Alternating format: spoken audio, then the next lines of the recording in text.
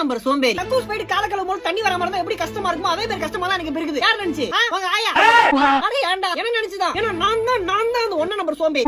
ஆனா எனக்கு ஒரு சந்தேகம் இருக்குது, இந்த உலகத்துல நம்ம மட்டும் தான் இப்படி இருக்கோமா சோம்பேறியா? மித்தவங்க எல்லாருமே நிஜமாலே உழைச்சிட்டு தான் இருக்காங்களா, உழைக்கிற மாதிரி நடிக்கிறாங்க? நான் மட்டும் தான் வெளில சொல்றேனா? மித்தவங்க இதை வெளில சொல்ல மாட்டாங்களா? நான் தான் சோம்பேறி நம்பர் 1 இல்ல என்னைய மிஞ்ச ஒருத்தர் இருக்கானா? இது எல்லாத்துக்கும் நான் நினைச்ச ஆன்சர் கண்டுபிடிக்க முடியும், ஆனா அதுக்கும் சோம்பேறியா இருக்கு. சோம்பேறின்னு சொல்ல முடியாது, ஒரு மாதிரி சோம்பேறியும் டல்னஸ், அதான் திடீர் சோகம் இருக்குல்ல, அதுவும் சேர்ந்துருது டக்குன்னு. சூர்யா ஜோதிகா, விஜய் காஜல் அகர்வால், நிதிஷ் சமந்தா, இவங்க காம்பினேஷன் எப்படி சூப்பரா இருக்கும், அதே மாதிரி இந்த சோம்பேறியும் டல்னஸும் சேர்ந்தா ஒரு காம்பினேஷன் சூப்பரா இருக்கும். அன்னைக்கு நாள் நம்ம எதுவுமே பண்ண முடியாது, நம்ம நினைச்சாலும் தலையில துண்டா போட்டு உட்கார வேண்டியதான், ஒன்னும் பண்ண முடியாது.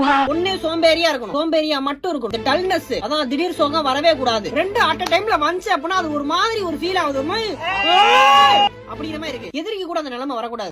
நான் என்ன சொல்றேன்னு எனக்கு புரியுதா? எனக்கு இப்ப அந்த மைண்ட் செட் தான் இருக்குது. ஒரு மாதிரி ஒரு வெறியா அந்த ஃபீல் எப்படி எக்ஸ்பிரஸ் பண்றது, 4 பேர்ட்ட எப்படி சொல்றதுன்னு கூட எனக்கு தெரியல. அது ஒரு மாதிரியா நெகட்டிவா கீழே தள்ளுதுடா, முடியல.